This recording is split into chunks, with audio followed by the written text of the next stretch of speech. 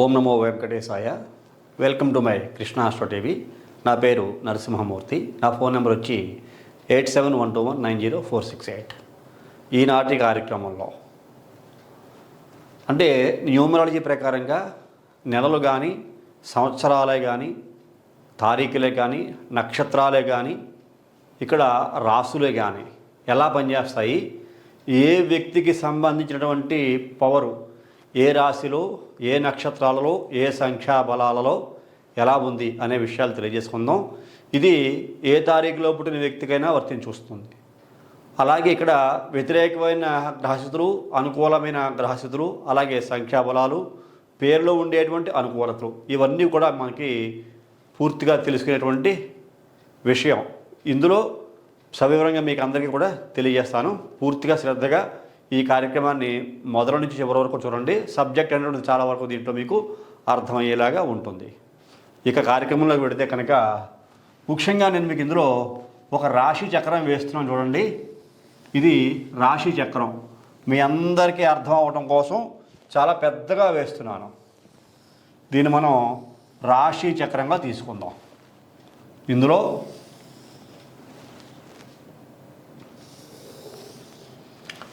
ఇది మనకి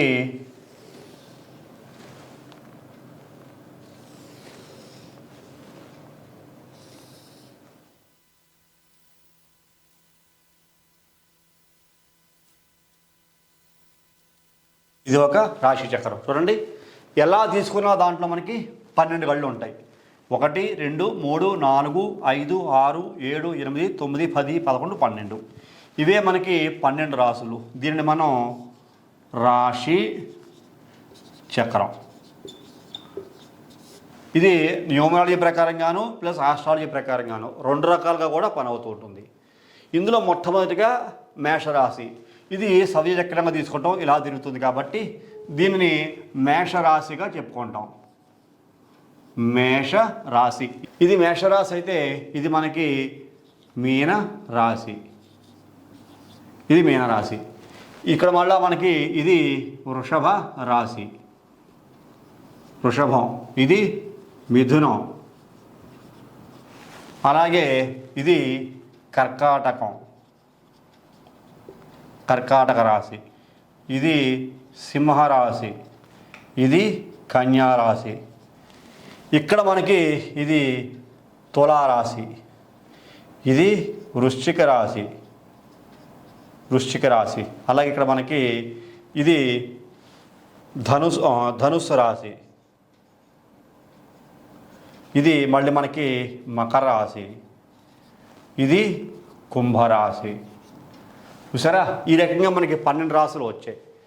ఈ మేషరాశిని 1గా తీసుకుంటే ఇది 2, ఇది 3, ఇది 4, ఇది 5, ఇది 6, ఇది 7, 8, ఇది 9, ఇది 10, ఇది 11, ఇది 12. ఇలా మనకి 12 రాశులు ఉన్నాయి. ఇందులో నక్షత్రాలు తీసుకుందాం. ఈ మేషరాశి 1 అయింది కాబట్టి ఈ మేషరాశిలో ఉండే నక్షత్రాలు యాక్చువల్గా రాసులు 12 ఇలా రాసుకుంటాం. ఇలా రాసుకునే నక్షత్ర రాసులకి మేషరాశికి కుజుని యొక్క ఆధిపత్యం కాబట్టి ఇక్కడ సంఖ్యాబలం చూసుకుంటే కుజుడు అంటే 9. చూసారా, అంటే ఈ యొక్క రాశి యొక్క ఆధిపత్యం ఎంతలో ఉంది? 9లో ఉంది. 9 దీనికి ప్రధానమైనటువంటి సంఖ్య. వృషభ రాశి 2వ రాశి అయినా దీనికి శుక్రుని యొక్క ఆధిపత్యం 2 ప్రధానమైన సంఖ్య. మిథున రాశి 3వ రాశిగా తీసుకున్న దీనికి 5 బుధుని యొక్క బలం, ఇది ప్రధానమైన ఆధిపత్యం. కర్కాటక రాశి 4వ రాశి అయినా దీనికి 2 ప్రధానమైనటువంటి చంద్రుడి ఆధిపత్యం. సింహరాశి 5గా తీసుకున్న సింహరాశికి 1 రవి యొక్క ఆధిపత్యం. మరలా కన్యారాశి 6 తీసుకున్న ఇక్కడ కన్యారాశికి 5 బుధుని యొక్క ఆధిపత్యం. ఇక్కడ తులారాశి 7గా తీసుకున్న ఇక్కడ తులారాశికి 6 శుక్రుని యొక్క ఆధిపత్యం. అలాగే వృశ్చిక రాశి 8గా తీసుకున్న మరలా ఇక్కడ 9 వృశ్చిక రాశికి ఆధిపత్యం. ధనుస్సు రాశికి 9వ రాశి అయిన 3 ధనుస్సు రాశికి ఆధిపత్యం. మకర రాశి 10వ రాశి అయిన 8 శని యొక్క ఆధిపత్యం. కుంభరాశి 11వ రాశి అయిన 8 శని యొక్క ఆధిపత్యం. మీనరాశి 12 అయిన 3 గురుని యొక్క ఆధిపత్యం. చూసారా, గ్రహాలకి ఆధిపత్యాలు ఈ సంఖ్యలో వచ్చాయి. 9వ సంఖ్య కుజుడి ఆధిపత్యం, 2కేమో రెండవ రాశి వృషభ రాశికి, 6 శుక్రునికి ఆధిపత్యం. మరి ఇట్లాగా సంఖ్యాబలాలు రాశులకి ఈ రకంగా వచ్చినప్పుడు నక్షత్రాలు ఏ రకంగా ఉన్నాయి చూసుకుంటే మేషరాశిలో అశ్విని నక్షత్రం ఉంది. అశ్విని నక్షత్రం అంటే కేతు యొక్క ఆధిపత్యం చూసారా. మరలా చూసుకుంటే భరణి నక్షత్రం ఉంది. భరణికి 6 శుక్రునికి ఆధిపత్యం. ఇక్కడ మరలా మనకి కుర్తిగా 1వ పాదం ఉంటుంది. ఇక్కడ రవి యొక్క ఆధిపత్యం చూసారా. ఇవన్నీ కలిసి ఉన్నాయి. కుజుడు, కేతువు, శుక్రుడు, రవి మేషరాశిలో ఉన్నాయి న్యూమరాలజీ ప్రకారంగా చూసుకుంటే. మళ్ళీ వృషభ రాశి చూసామనుకోండి, కృత్తిగా నక్షత్రం 2, 3, 4 పాదాలు అంటే రవి యొక్క ఆధిపత్యం 1 కృత్తిగా. తర్వాత రోహిణి నక్షత్రం 2 యొక్క ఆధిపత్యం. తర్వాత చూసుకుంటే మృగశిర కుజుని యొక్క ఆధిపత్యం 9 చూసారా. 1, 2, 9, 6 ఈ బలాలు వృషభ రాశిలో కనబడుతూ ఉన్నాయి. తర్వాత మిథున రాశి చూసుకుంటే మళ్ళీ ఇక్కడ మనకి కుజుని యొక్క ఆధిపత్యం మృగశిర. తర్వాత చూసుకుంటే ఆరుద్ర 4 రాహు యొక్క ఆధిపత్యం చూసే. తర్వాత మనకి పునర్వసు చూసుకుంటే 3 గురుని యొక్క ఆధిపత్యం చూసారా. రాశి మిథున రాశి, రాశికేమో బుధుని యొక్క బలం 5, ఇక్కడ 9, 4, 3 అంటే మృగశిర, ఆరుద్ర, పునర్వసు ఇవన్నీ కూడా దాంట్లో వచ్చినాయి చూసారా. ఇక్కడ మళ్ళా మనం చూసుకుంటే ఇక్కడ ఈ యొక్క ఆధిపత్యాన్ని కర్కాటక రాశికి 2 చంద్రునికి ఆధిపత్యం వచ్చింది. ఇందులో మళ్ళా మనకి పునర్వసు నక్షత్రం అంటే 3 యొక్క ఆధిపత్యం ఉంది పునర్వసు. తర్వాత పుష్యమి 8 యొక్క ఆధిపత్యం ఉంది. తర్వాత ఆశ్లేష 5 యొక్క ఆధిపత్యం ఉంది చూసారా. అంటే ఇక్కడ పునర్వసు నక్షత్రానికి ఆధిపత్యం మళ్ళా చూసుకుంటే మరి కర్కాటక రాశిలో గురునికి ఆధిపత్యం ఉంది. పుష్యమి నక్షత్రానికి అధిపతి శని యొక్క ఆధిపత్యం ఉంది. ఆశ్లేష నక్షత్రానికి అధిపతి ఇక్కడ మళ్ళీ మనకి బుధుని యొక్క ఆధిపత్యం చూసారా. అక్కడ చంద్రుని యొక్క స్వక్షేత్రం, ఇది స్వక్షేత్రాధిపతులు చూసారా. ఇక్కడ ఈ రాశికి అధిపతి ఇక్కడ కుజుడు, శుక్రుడు, బుధుడు, ఇక్కడ చంద్రుడు ఆ రకంగా మనకు కనబడుతోంది. అలాగే సింహరాశి చూసుకుంటే ఎవరున్నారు, సింహరాశిలో ఇక పునర్వసు, పుష్యమి, ఆశ్లేష, మఖా నక్షత్రానికి అధిపతి మళ్ళీ ఇక్కడ మనకి 7 వచ్చింది. తర్వాత పుబ్బా నక్షత్రానికి అధిపతి శుక్రుడు వచ్చాడు చూసారా. అశ్వని ఇక్కడ మనకి ఆశ్లేష, మఖ, పుబ్బ. ఉత్తరా నక్షత్రానికి అధిపతి మళ్ళీ 1 రవి వచ్చాడు. కృత్తిగా, ఉత్తరాషాఢ. ఇక్కడ సింహరాశినాథుడు రవి అయ్యి ఉన్నాడు చూసారా. అలాగే ఇక్కడ పుబ్బాన ఉత్తరా నక్షత్రానికి రవి అయ్యి ఉన్నాడు. ఇక్కడ మనకి పుబ్బా నక్షత్రానికి శుక్రుడు అయ్యి ఉన్నాడు. ఇక్కడ మఖా నక్షత్రానికి కేతు అయ్యి ఉన్నాడు చూసారా. ఈ రకంగా చూసుకుంటే ఇక్కడ మరలా మనకి ఈ యొక్క ఉత్తరా నక్షత్రం ఇక్కడ మరలా మనకి కన్యారాశిలో కూడా ఉంది, అధిపతి రవి ఉన్నాడు. అలాగే హస్త నక్షత్రానికి 2 చంద్రుడు అయి ఉన్నాడు. తర్వాత చిత్తా నక్షత్రానికి కుజుడు 9 అయి ఉన్నాడు, అధిపతి మాత్రం మనకి 5. అంటే ఈ తారీఖులో పుట్టిన వాళ్ళు, ఈ సంవత్సరాల్లో పుట్టిన వాళ్ళు ఆ విషయాలను తెలియజేస్తాను మీకు. ఇక్కడ మళ్ళీ తులారాశి చూసుకుంటే చిత్తా నక్షత్రం 9 అంటే చిత్తా నక్షత్రం 3, 4 పాదాలు త్వరలో ఉంటాయి. అలాగే స్వాతి నక్షత్రం 4 రాహు అధిపతి, విశాఖ నక్షత్రం 3 గురుని అధిపతి, దీనికి ఆధిపత్యం చూసుకుంటే 6 శుక్రునికి ఆధిపత్యం.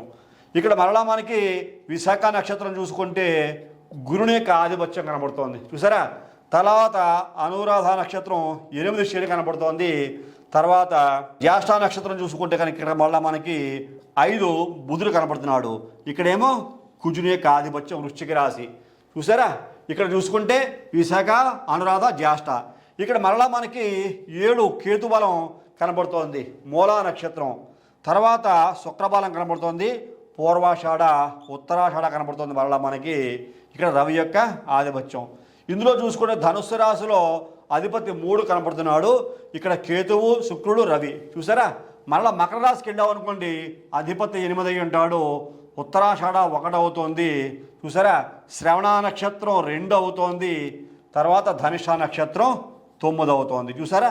ఇక్కడ 8 అధిపతి 1, 2, 9 అంటే రవి, చంద్రుడు, కుజుడు ఈ గ్రహాలన్నీ కూడా మకర రాశికి ఆధిపత్యం వహించేటట్టుగా స్థిర నివాసం ఏర్పడిన నక్షత్ర జాతకులు కనపడుతూ ఉన్నారు. తర్వాత ఇక్కడ చూసుకుంటే కుంభరాశిలో ధనిష్ఠ నక్షత్రానికి అధిపతి 9 అయి ఉన్నాడు, ధనిష్ఠ. తర్వాత శతభిష నక్షత్రం అయింది, రాహు అయి ఉన్నాడు. తర్వాత పూర్వభద్ర నక్షత్రం గురుడు అయి ఉన్నాడు చూసారా.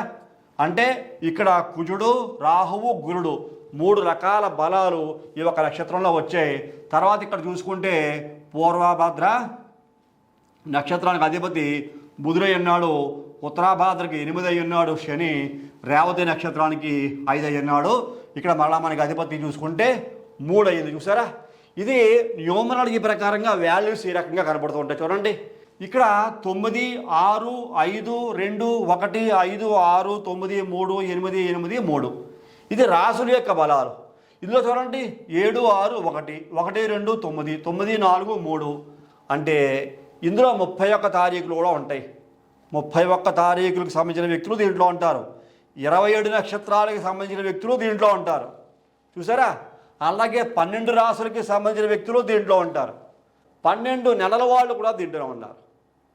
12 రాసులు, 12 నెలలు, 31 తారీఖులు, 27 నక్షత్రాలు, ఇట్లాగా మొత్తం అందరూ కూడా దీంట్లో వచ్చేసారు. దీన్ని బట్టే మరలా మనకి వాస్తు కూడా వస్తుంది, దిశలు కూడా వస్తూ ఉంటాయి. వాస్తు ప్రకారంగా కూడా ఇప్పుడు ఫర్ ఎగ్జాంపుల్ ఈ పుట్టిన వ్యక్తికి ఏదో ఒక ఉదాహరణ, ఒక తారీఖు ఎగ్జాంపుల్ రాస్తాను చూడండి. ఇక్కడ 5వ తారీఖు 2వ నెల 1987 అనుకుందాం, ఇలా పుట్టారు అనుకుందాం.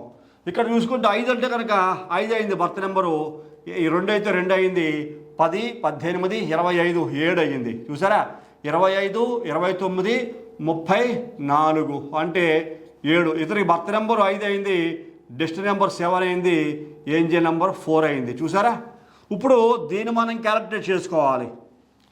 దీన్ని క్యాలిక్యులేట్ చేసుకుంటే కనుక ఇందులో ఇతను ఈ తారీఖులో పుట్టిన వ్యక్తి ఏ నక్షత్రంలో పుట్టాడు, ఏ రాశిలో పుట్టాడు, ఈ సంఖ్యాబలాలు వేటికి అనుకూలంగా ఉన్నాయి, పూర్తి వివరాలు ఇలా ఎనాలిసిస్ చేసుకుంటే కనుక ఇంకా చెప్పాల్సిన విషయాలు మీకు చాలా ఉన్నాయి. వీడియో చాలా పెద్దదైపోతుంది. ఒకదాని తర్వాత ఒకటి పూర్తి వివరాలు మీ అందరికీ తెలియజేస్తాను. ఇది చాలా చాలా ఇంపార్టెంట్ సబ్జెక్ట్ కాబట్టి ఇందులో 27 నక్షత్రాలు చూడండి, 1, 2, 3 అంటే ఒక రాశికి 3 నక్షత్రాలు చెప్పిన 9 పాదాలు చెప్పిన ఉంటాయి. 12 × 9 అంటే 108. 12 రాసుల్లోనూ ఈ 12 రాసుల్లోనూ కూడా ఒక్కొక్క రాశిలోనూ కూడా 9 పాదాలు ఉంటాయి. ఇక్కడ మీకు అశ్విని నక్షత్రం ఉందనుకోండి, ఇక్కడ 4 పాదాలు ఉన్నాయి. భరణి నక్షత్రం 4 పాదాలు ఉన్నాయి. కృతిక నక్షత్రం ఒకటే ఉంది. చూసారా, ఈ 4 కలిపి అనుకోండి ప్లస్ చూసుకుంటే కనుక ఈజువల్ కనుక 9 అయ్యింది. ఇక్కడ కృతిక నక్షత్రం చూసుకుంటే 3 పాదాలు అయ్యింది ప్లస్ ఇక్కడ మళ్ళీ మనకి 4 పాదాలు అయ్యింది, ఇక్కడ మళ్ళీ 2 పాదాలు అయింది. చూసుకుంటే మళ్ళీ 9 పాదాలు వచ్చేసాయి. చూసారా, ఆ రకంగా ఏ నక్షత్ర జాతకులకైనా సరే. ఇప్పుడు ఈ అశ్విని నక్షత్రం కేతువు 4 పాదాలు మేషరాశిలో ఉన్నాయి. భరణి నక్షత్రం శుక్రుడు 4 పాదాలు మేషరాశిలో ఉన్నాయి. కృతిక నక్షత్రం 1వ పాదమే ఉంది. మరి వృషభ రాశిలోకి వెళ్ళమండి, కృతిక 3 పాదాలు ఉన్నాయి, అలాగే రోహిణి 4 పాదాలు ఉన్నాయి, అలాగే మృగశిర 2 పాదాలు ఉన్నాయి. ఇక్కడ మళ్ళా 9 మృగశిర 2 పాదాలు ఉన్నాయి, మళ్ళీ ఆరుద్ర 4 పాదాలు ఉన్నాయి, ఇక్కడ పునర్వసు 3 పాదాలు ఉన్నాయి. చూడండి, 4, 3, 7 + 8, 9. చూసారా, అట్లాగా ప్రతి రాశిగా ఉంటుంది. ఇలాగ మీకు 9, 3, 27, 12, 9, 108 పాదాలు. చూసారా, 12 రాసుల్లోనూ కూడా 9 పాదాలు చెప్పిన 108 పాదాలు ఉంటాయి. 27 నక్షత్రాలు వచ్చేస్తాయి. ఒక్కొక్క రాశిలోనూ మీకు 9 పాదాలు, 3 నక్షత్రాలు ఉంటాయి. ఆ రకంగా ఆస్ట్రాలజీ, న్యూమరాలజీ కూడా అంతే, సంఖ్యాబలాలే. ఇక్కడ 9 అంటే కుజుడు, 7 అంటే కేతువు, 6 అంటే శుక్రుడు, 1 అంటే రవి. వీటికి అనుకూలత ఎలా ఉంది? ఇప్పుడు డేట్ ఆఫ్ బర్త్ చూసుకుంటే ఇక్కడ మీకు 5/2/87 ఒక ఉదాహరణగా వేశాను. మీకు 5వ తారీఖు పుట్టాడు అంటే కనుక దీనికి బుధ బలం. ఇక్కడ పుట్టిన వ్యక్తి జాతకం ప్రకారంగా 5వ తారీఖు ఏ నక్షత్రంలో పుట్టాడో చూడాలి. ఎగ్జాంపుల్ చెప్తాను మీకు. ఇతను ఒకవేళ ఆరుద్ర నక్షత్రం పుట్టాడు అనుకుందాం, ఇది ఎగ్జాంపుల్ రాసిన. ఆరుద్ర నక్షత్రానికి అధిపతి 4. ఈ ఆరుద్ర నక్షత్రం ఎందులో ఉందో చూడాలి. ఇక్కడ చూడండి, కృత్తిక, రోహిణి, మృగశిర, ఆరుద్ర. చూసారా, మనకి ఎక్కడ కనబోతుంది ఆటోమేటిక్గా. ఇక్కడ రోహిణి, మృగశిర, ఆరుద్ర అంటే ఇక్కడికి వచ్చేసిన ఆరుద్ర నక్షత్రం. చూసారా, మిథున రాశిలో ఉంది. ఆరుద్ర నక్షత్రం మిథున రాశిలో ఉంది. 4 పాదాలు మిథున రాశిలోనే ఉన్నాయి. అంటే 5వ తారీఖు పుట్టాడు ఇతను, రాహు యొక్క నక్షత్రంలో పుట్టాడు. అంటే 5వ తారీఖు పుట్టిన వ్యక్తికి బుధుని యొక్క ఆధిపత్యం వచ్చింది. ఇక్కడ 5కి ఆధిపత్యం చూసుకుంటే బుధగ్రహం, 4వ గ్రహానికి రాహు యొక్క ఆధిపత్యం. ఈ 2 చూసుకుంటే ఓకే, బుధరాహువుల కలయిక మంచిదే. ప్రాబ్లం ఏం లేదు. పుట్టింది 5వ తారీఖు, నక్షత్రం చూసుకుంటే ఆరుద్ర నక్షత్రం. ఇట్లా ఎనాలిసిస్ చేయాలనుకుంటే చాలా చాలా పారామీటర్స్ ఉన్నాయి. అందుకనే ఈ సబ్జెక్ట్ అనంతం అని చెప్తుంటాను. ఎంత నేర్చుకున్నా నేర్చుకోవాల్సిందే. నేర్చుకునే కొద్దీ, శ్రద్ధ ఉండి నేర్చుకునే కొద్దీ సబ్జెక్ట్ దీంట్లో మీకు బయటకు వస్తూనే ఉంటుంది. ఏదో రాసులు లెక్క పెట్టేస్తే కాదు, ఇంకా చెప్పాల్సిన విషయాలు చాలా ఉన్నాయి. నేను అందుకే చెప్తూ ఉంటా, న్యూమరాలజీ అయినా ఆస్ట్రాలజీ అయినా అనంతము.